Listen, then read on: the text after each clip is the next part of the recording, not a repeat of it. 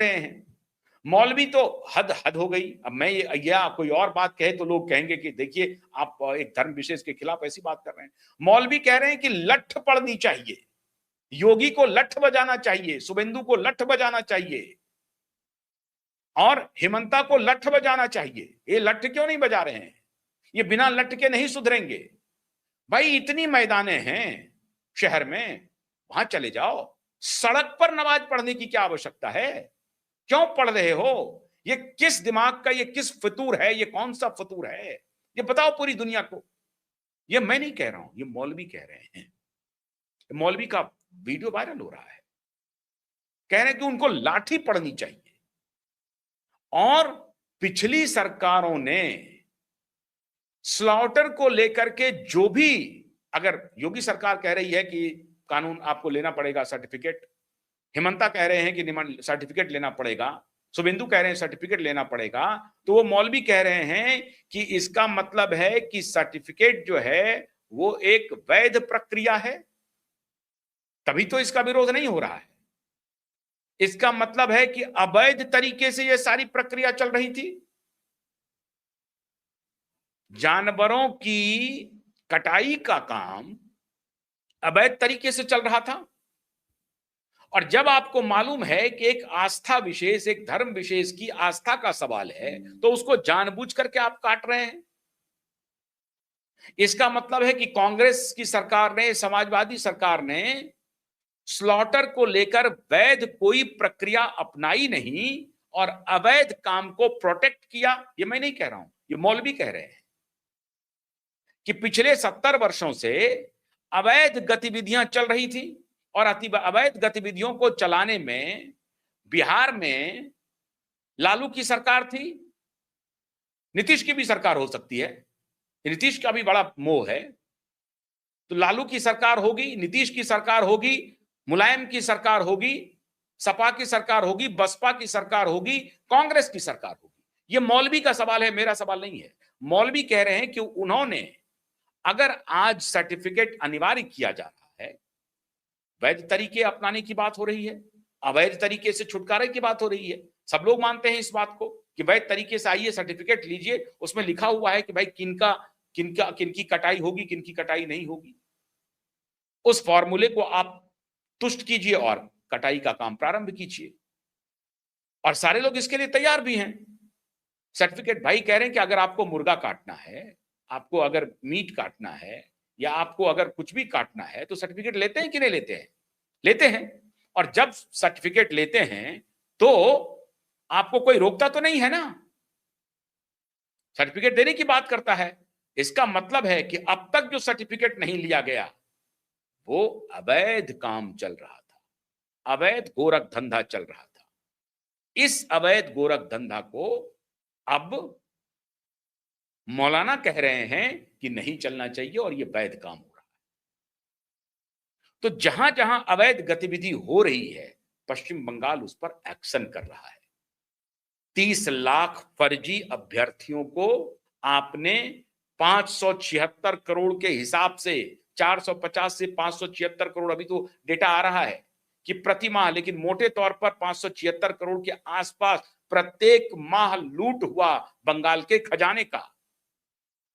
और इसीलिए सबको डर है कि ये पूरा जो syndicate from top to bottom चल रहा था, करप्शन का, हजारों करोड़ लूटे जा रहे थे, बंगाल की स्थिति बदतर होते जा रही थी, बंगाल में इंडस्ट्री पलायन कर गया था और इधर सरकारी खजाने का लूट चल रहा था तुष्टीकरण के नाम पर। अब ये सारा मामला प्रकाश में आ रहा है, लेकिन इसकी चर्चा खान मार्केट में बैठे हुए लोगों के मुंह से आप नहीं सुनेंगे, नहीं सुनेंगे आप। खैर, देर आ रहे हैं, दुरुस्त आ रहे हैं। बंगाल सरकार क्रैकडाउन कर रही है, प्रत्येक दिन नए फरमान लागू कर रही है और बंगाल में सुशासन स्थापित होता हुआ दिख रहा है। गुंडों को अंडरवियर में सड़कों पर घुमाए जा रहे हैं, अंडरवियर में, बनियान में, कपड़े उतार करके। ये क्या संदेश है? आपको प्रथम दृष्टया लगेगा इनह्यूमैन, अभी रुदाली गैंग शुरू कर दिया है। छोटे छोटे मासूम बच्चे, ये बूढ़ी माँ 70 वर्ष की चल नहीं पा रही हैं और ये बॉर्डर की तरफ रुख कर रही हैं। काश इनका भी कोई देखने वाला होता, इनके ऊपर भी खुदा की नजर इनायत होती। चल रही है ये सारी बातें, लेकिन उनको ये नहीं मालूम है कि ये तस्वीर तो तस्वीर का एक पहलू है। फिर आप हमसे अलग क्यों हुए थे? हमने तो नहीं कहा था कि बांग्लादेश बन जाइए, हमने तो नहीं कहा था कि पाकिस्तान बना लीजिए। आप जबरदस्ती, जबरिया, जबरन, मैं जानता हूं वो हमारे ही खून है, लेकिन हमने तो नहीं कहा था कि आप पाकिस्तान बना लीजिए और फिर पाकिस्तान से बांग्लादेश बन जाइए। आप 21 साल नहीं रह सके, 22-23 साल नहीं रह सके। 47 में अलग हुए, 71 में फिर जुदा हो गए, तो कुल मिलाकर के 22-23 साल। 22-23 साल साथ नहीं रह सके। जो धर्म के नाम पर देश बना था, वो 22-23 साल भी एकजुट नहीं रह सका। भाषा विवाद में पड़ गया। पंजाबी मुसलमान ने बंगाली मुसलमान को बाहर कर दिया और इरादा यह था कि इस तरह से डिवाइड करो ताकि पाकिस्तान से भारत होता हुआ सड़क जाए बांग्लादेश को और फिर पाकिस्तान की ट्रकें, पाकिस्तान की बसें भारत को चीरते हुए बांग्लादेश पहुंचे। इरादा तो यह था इनका। सेफ कॉरिडोर मांग रहे थे ये, ताकि आज ड्रग सप्लाई में बड़ी आसानी होती। नेपाल का रूट ना लेना पड़े, दुबई का रूट ना लेना पड़े, श्रीलंका का रूट ना लेना पड़े, बांग्लादेश का रूट ना लेना पड़े। सीधा सीधी आइए साहब, ट्रक लेकर के घुस जाइए, ड्रग का चलन शुरू कर दीजिए। अभी अभी गृह मंत्री सीमाओं को सुरक्षित करने के लिए 15 दिन का प्रवास कर रहे हैं अलग अलग राज्यों में। इरादा इनका कैसा था? तो आज जो लोग कह रहे हैं कि वो छोटे मासूम बच्चे बॉर्डर पर दूध के लिए तड़प रहे हैं, पानी के लिए तड़प रहे हैं, दूध तो छोड़िए साहब, पानी नसीब नहीं है, इतने किलोमीटर अब वो चल के यहां से जाएंगे। देखिए क्या है, संवेदना प्रकट कर रहे हैं, भाव प्रबल हो रहे हैं, भावुक हो रहे हैं। लेकिन वो दौर भूल गए जब गाड़ियों में लाशों को ठूस ठूस करके भेजा गया था। हम तो ऐसा नहीं कर रहे हैं, हम तो कोई कत्लेआम नहीं कर रहे हैं। हम तो जो आकर के कह रहा है कि हाँ मैं उधर से आया हूं, अवैध तरीके से आया हूं। अगर आप वैध तरीके से आते तब भी कोई दिक्कत नहीं थी। आप लिखते यहां पर कि मैं वहां पर काम के लिए जाना चाहता हूं, अथॉरिटी से आप सर्टिफिकेट वगैरह बना करके आप आते। नहीं, आप तो अवैध तरीके से आए।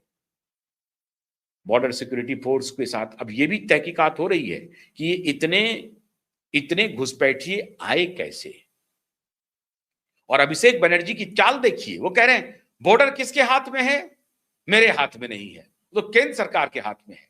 तो बॉर्डर तुम्हारे हाथ में था तो तुमने जमीन क्यों नहीं दिया? बॉर्डर फेंसिंग के लिए जमीन तुम्हारे पास था ना, तुमने क्यों नहीं दिया? निर्लज्ज पतित आदमी कहीं के, कैसी भाषा का प्रयोग कर रहे हो?